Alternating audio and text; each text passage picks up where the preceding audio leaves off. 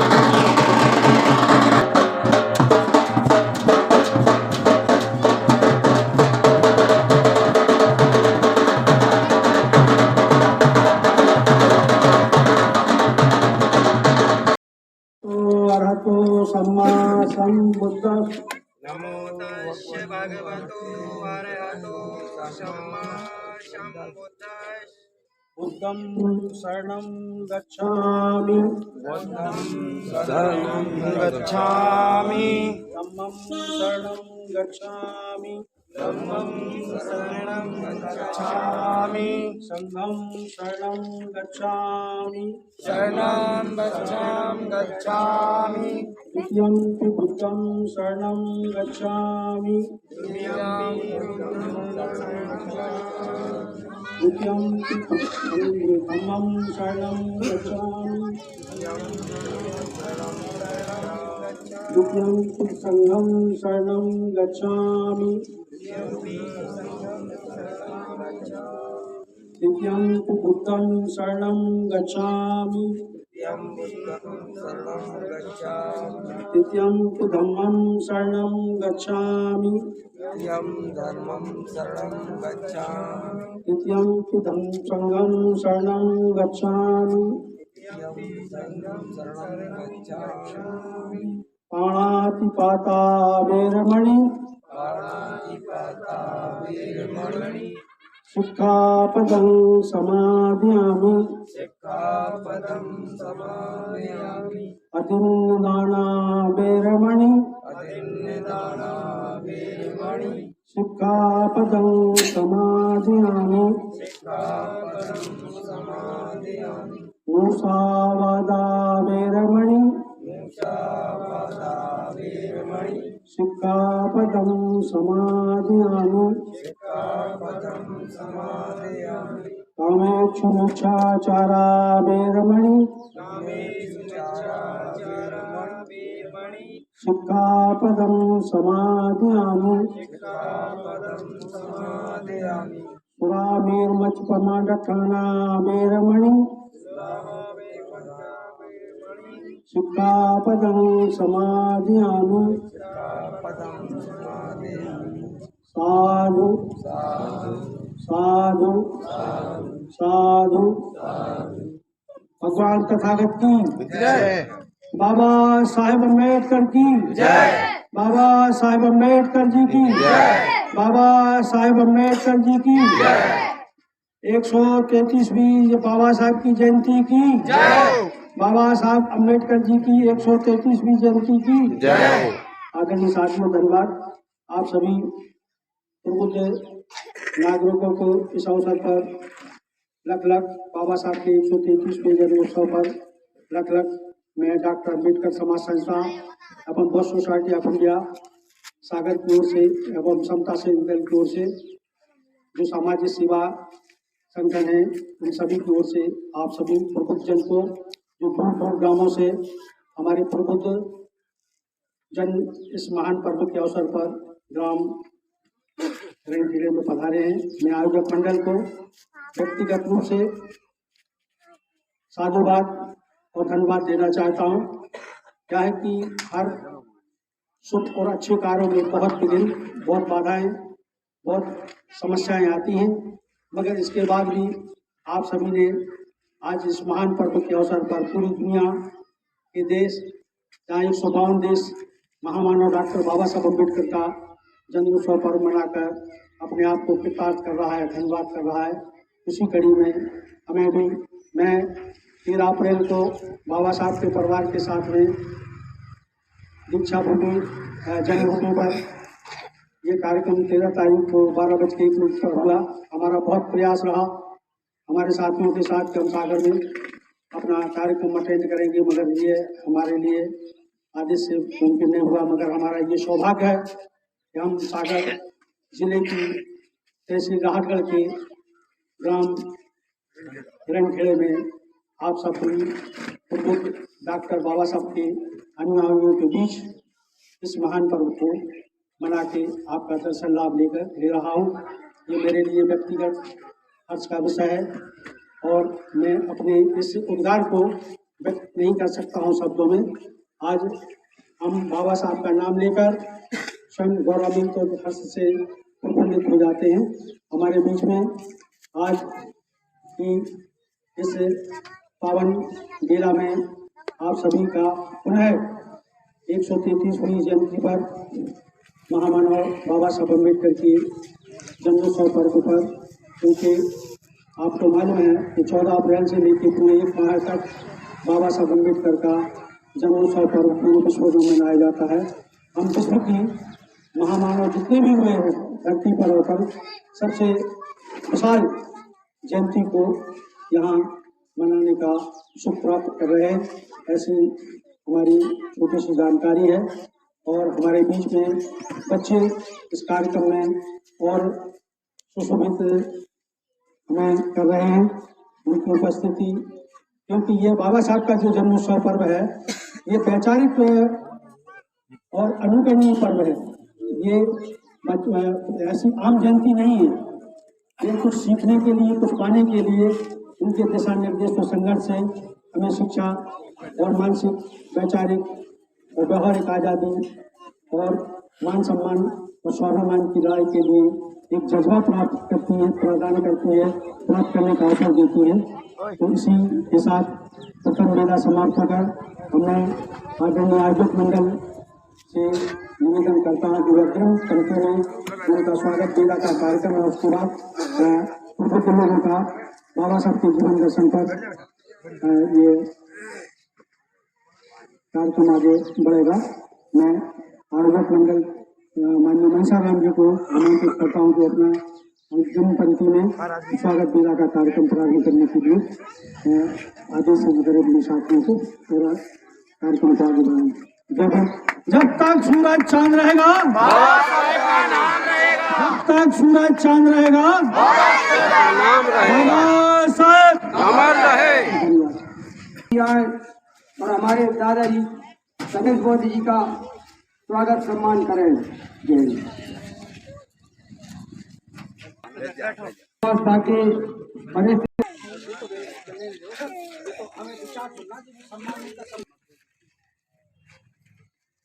बाबा साहब अम्बेडकर 14 अप्रैल 1891 इनका जन्म हुआ और 6 दिसंबर 1956 इनकी मृत्यु हुई। केवल 65 वर्ष की आयु में इन्होंने ऐसे काम किए हैं कि हमारा देश ही नहीं, हमारे देश के अलावा लगभग 151 देश बाबा साहब को पूछते हैं, उनके बताए रास्ते पर चलते हैं।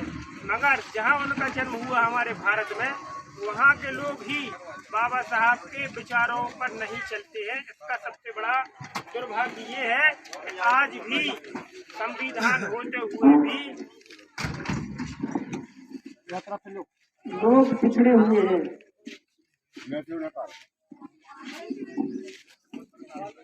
चाहते हैं सब अतिथियों से कहना है कि सब खड़े होकर बाबा साहब की फोटो का अनावरण करने का खड़े हो सामने सबको मिलेगा। ये जब तक सूरज चांद रहेगा, बाबा साहेब अमर रहे, बाबा साहेब अमर रहे। ये वास्तव में ये आपके उद्धारक हैं, ये ही आपके भगवान हैं वास्तव में। क्योंकि अगर आज आप अच्छी जिंदगी जी रहे हैं तो इन्हीं की बदौलत जी रहे हैं। मगर लोग जिंदगी बदल दी। आज वर्तमान में सबसे बड़ी समस्या है शिक्षा की। बाबा साहब ने कहा था, शिक्षा वो शेरनी का दूध है, जो पिएगा वो दहाड़ेगा। मगर हमारे अपने लोगों ने उस बात को नहीं समझा। बगैर शिक्षा के आपके बच्चों का भविष्य नहीं है।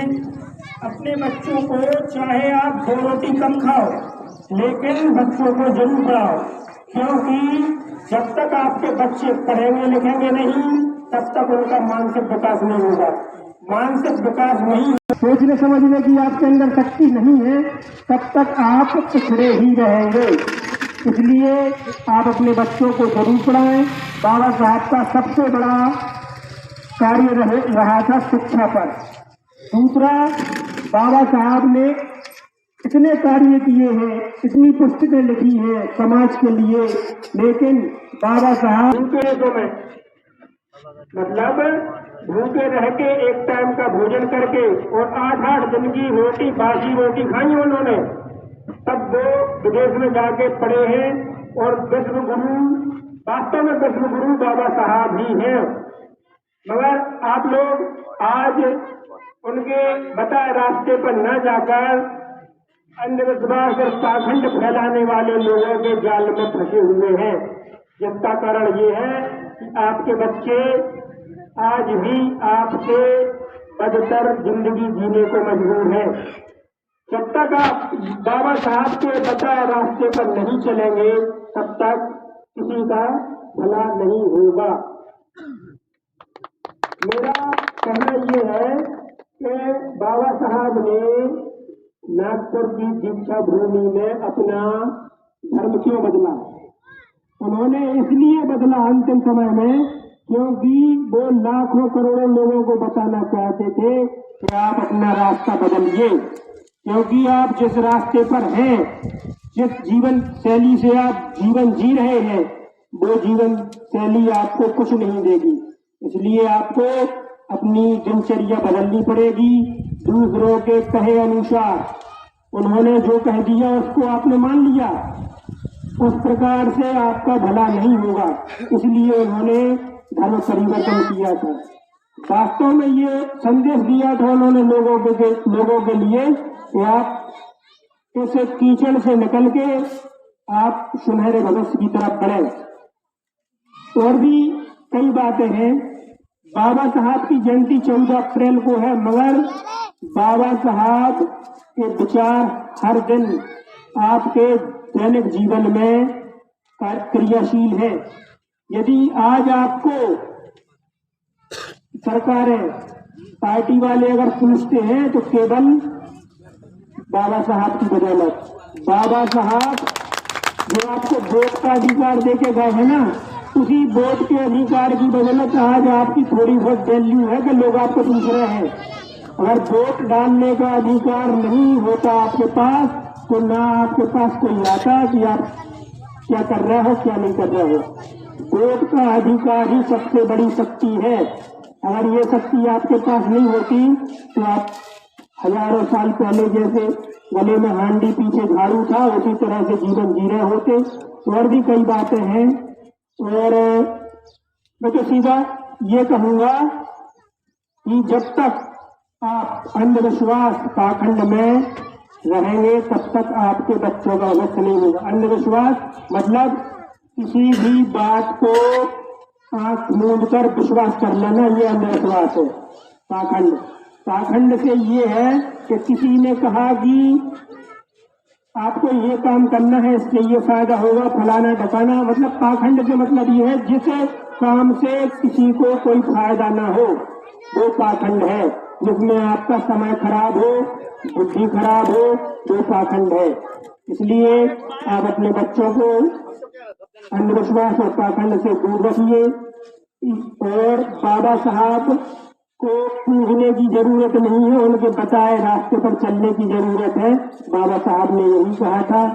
सभी को धन्यवाद। जय भीम, नमो बुद्धाय। अमर रहे बाबा साहब, अमर रहे। 133वीं जयंती पुण्यतिथि मनाने जा रहे हैं। जैसे कि हमारे मोदी साहब ने एक ओजस्विता के साथ और ईमानदारी के साथ जो विचार बच्चों के लिए और समाज के लिए अंधविश्वास की बात करके एक अलग जगाई है। जैसे कि गाँव में जैसा हिरन खेल का नाम है, वैसा हिरन जानवर वैसे चंचलता रहती है, उसी चंचलता के साथ हमारे मोदी साहब ने एक बड़ी बात रख के अम्बेडकर साहब के सामने, अम्बेडकर साहब के जीवन पर बात करी है। शिक्षा ही सबका सब कुछ है, शिक्षा ही सब कुछ देने वाला है। शिक्षा ही, अगर हम शिक्षा से सही उभर के आते हैं तो निश्चित ही समाज को सुधारने के लिए, समाज को प्रेरणा देने के लिए, आगे बढ़ने के लिए, नई पीढ़ी के लिए आगे ले जा सकते हैं। उन्होंने निश्चित ही कहा कि 1891 में उनका जन्म हुआ था। निश्चित ही देश में एक एक ऐसी अलग दिलाने वाली बात हुई है कि हम एकता और मानवता की एकता के लिए मिलते हैं। अम्बेडकर साहब ने जो संविधान हमें दिया है, निश्चित ही उस संविधान के साथ हम अगर आगे नहीं बढ़ते और आगे हम समाज देश को नहीं बचाने का प्रयास करते हैं तो निश्चित आने वाले समय में जो एक अलग दूसरा विचारधारा की बात चल रही है, उस विचारधारा के माध्यम से देश में जो परिवर्तन की बात आ रही है, हमें उस परिवर्तन को समझना होगा, गंभीरता से देखना होगा कि हमारे दूसरे लोग आज नई विचारधारा के माध्यम से हमें कहाँ ले जाने की बात कर रहे हैं। अभी आज ही का वक्त हमारे लोगों का है कि हम संविधान नहीं बदलेंगे, हम अम्बेडकर साहब भी नहीं बदल सकते, परंतु जो संगठन है वो संविधान को बदलने के लिए पूरा प्रयास कर रहे हैं देश में। अगर हम इस बात में चेतना नहीं जगाते हैं तो निश्चित ही आने वाले में समय में हमारा संविधान निश्चित ही बदलने का प्रयास हो रहा है। हमें उस तरफ ध्यान देना होगा, गंभीरता से विचार करना होगा।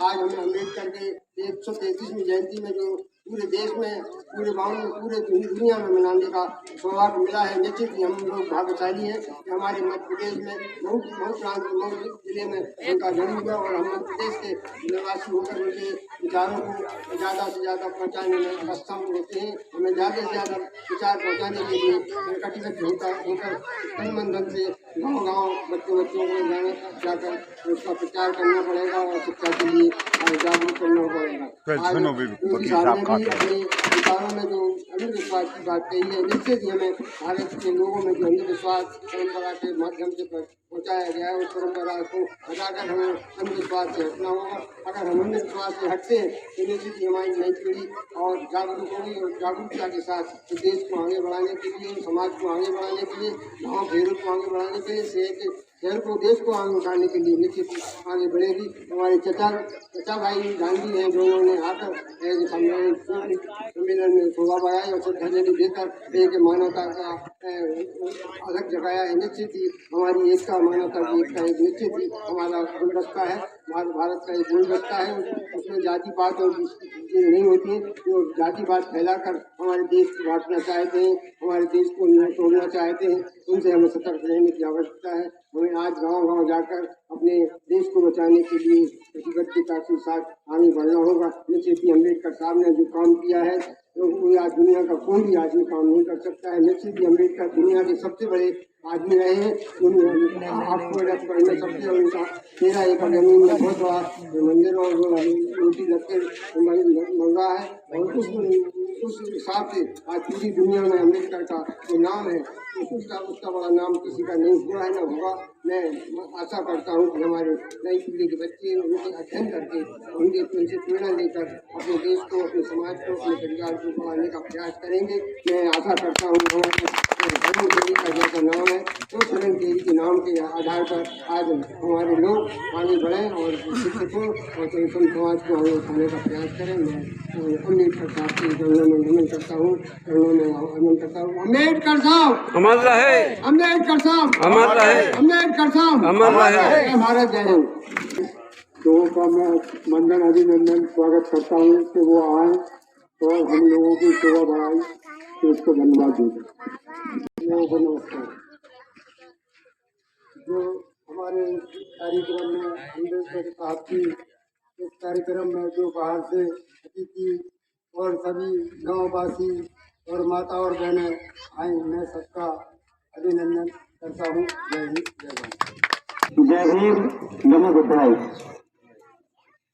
यहाँ पर पधारे समस्त ग्रामवासी एवं दूर दराज से पधारे अतिथियों का मैं हार्दिक स्वागत, वंदन, अभिनंदन करता हूँ।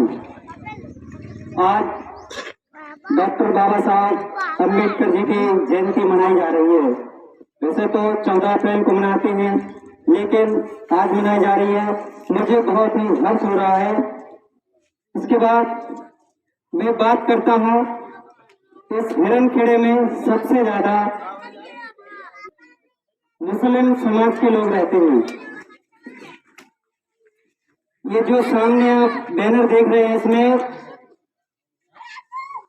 बहुत से चित्र अंकित हैं। इसमें फातिमा शेख जी की एक तस्वीर है। जरा हाथ उठाइए, किस किस के घर में इनकी तस्वीर है?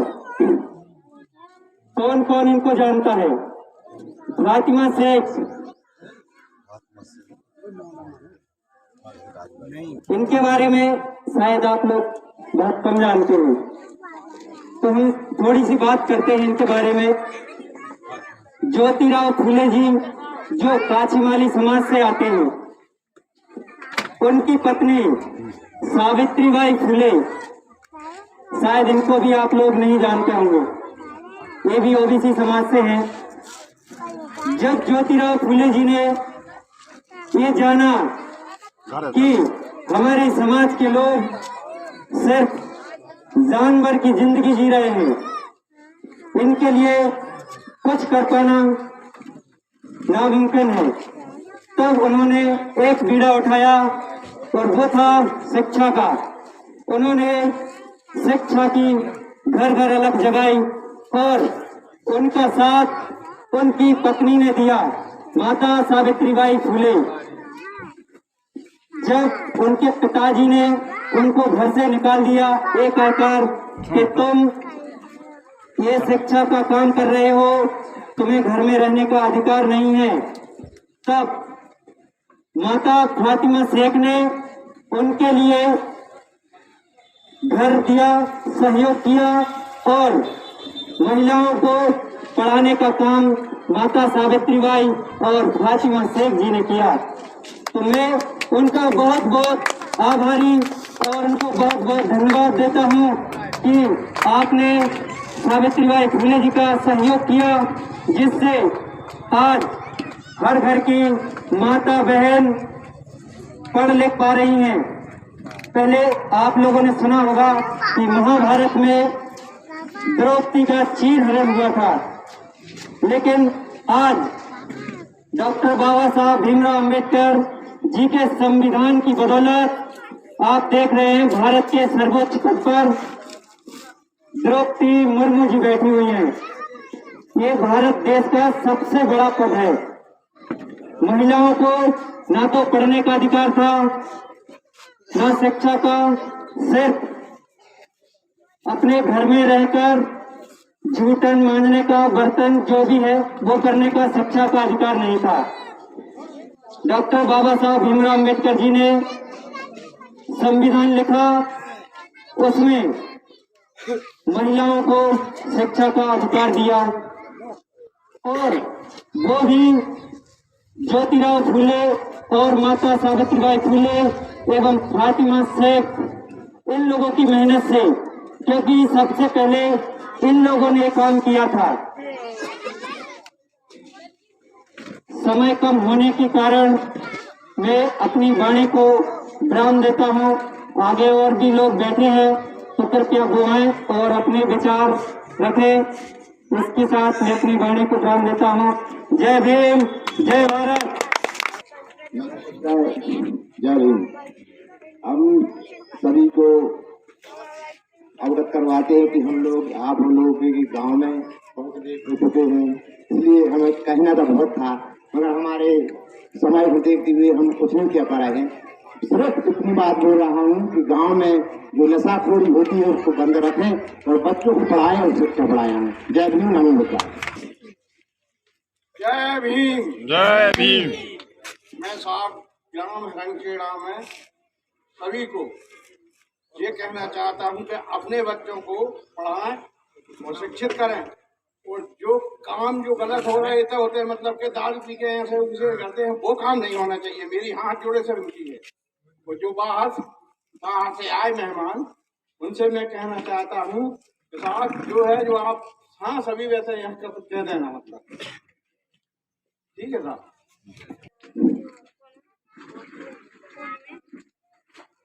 हमारे मंच पे पधारे सभी मंचासी सम्मानीय और ग्राम, बहुत बहुत धन्यवाद भाई नन्हे अग्रवाल जी से, उन्होंने हमारे लोगों को मार्गदर्शन दिया। अब मैं अगले वक्ता के रूप में हमारी टोला परासी में चलकर मीडिया प्रभारी राजेश अग्रवाल से निवेदन करता हूँ कि वो आए और बाबा साहब के विचार रखें। वंदन और यहाँ पे उपस्थित सभी अतिथियों का मैं हार्दिक अभिनंदन स्वागत वंदन करता हूँ। बाबा साहब की जन्म जयंती के अवसर पर और बाबा साहब को नमन वंदन करता हूँ। क्रांतिकारी जय भीम नमो बुद्धाय। मैं छोटा सा कार्य करता हूँ। बाबा साहब के विचारों को मीडिया के माध्यम से प्रचार प्रसार करने की कोशिश करता हूँ। मेरा चैनल है राजेश अम्बेडकर यूट्यूब। और बाबा साहब ने हमारे लिए इतना संघर्ष किया है, इतने बलिदान दिए हैं कि आज के समय में कोई बाप अपने बच्चों को नहीं कर सकता। इतना बाबा साहब ने इस देश के लिए और इस शोषित वंचित समाज के लिए कार्य किया है। ऐसे महान व्यक्ति को हम बार बार कोटि कोटि नमन वंदन करते हैं आप सभी के माध्यम से। जय भीम नमो बुद्धाय।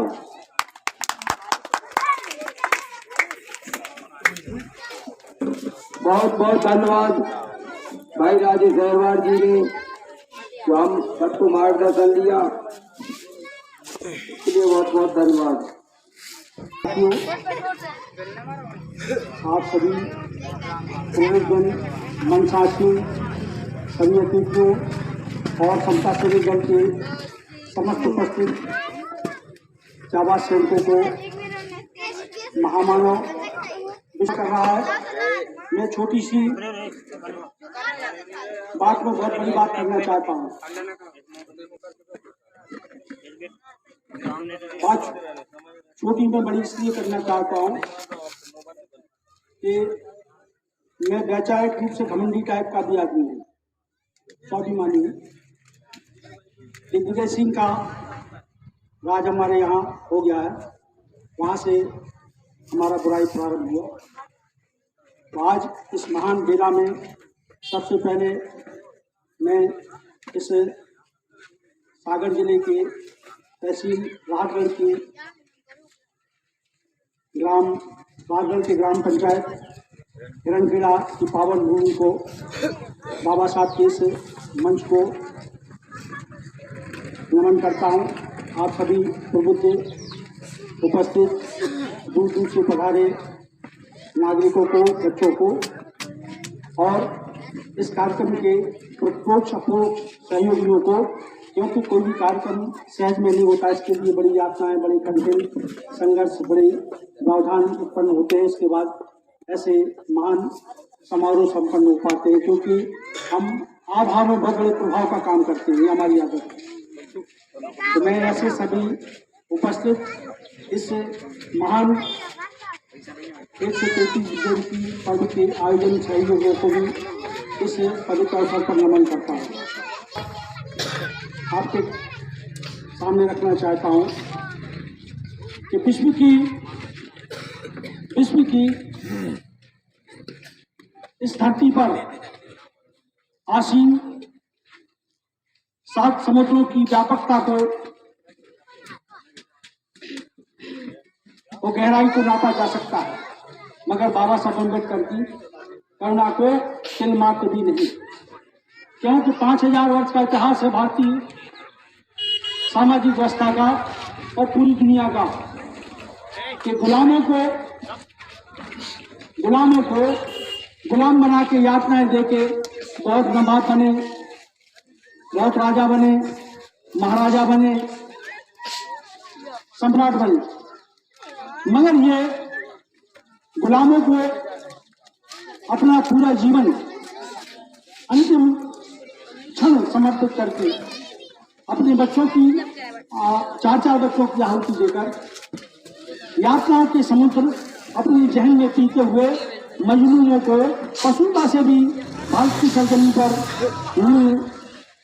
जीवन यापन करने वाले मेहनत का समाज को विप्लव हिंदुस्तान बनाने वाले एकमात्र ज्ञान और सम्मान के सूर्य हैं मात्र विश्व डॉक्टर बाबा साहब अम्बेडकर, जिनका बड़े ही हर्ष और गौरव के साथ पूरी दुनिया के 152 देश बड़ा व्यापक खर्च करके बाबा साहब अम्बेडकर का जन्मोत्सव पर मना के अपने आप को स्वाभिमानी और ज्ञानी और हर्षोल्लासपूर्ण व्यक्तित्व मानते हैं।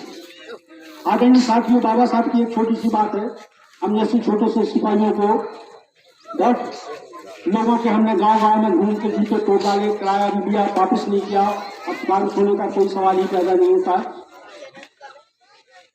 तो हम इतना ही समझ पाए और गांव-गांव में अपने लोगों के लिए कि जैसे अभी शिक्षा के बारे में हमारे मोदी जी ने बोला, इसको हमने अपनी बुंदेलखंडी प्रचार की भाषा में इसको प्रयाग, ये छोटी सी बात है, मतलब बड़ा है कि बाबा भीम की राह पर इसमें शिक्षित अशिक्षित होने का कोई मतलब नहीं है। ये हमारी व्यवहारिक बोलचाली भाषा का मिसरा है कि बाबा भीम की राह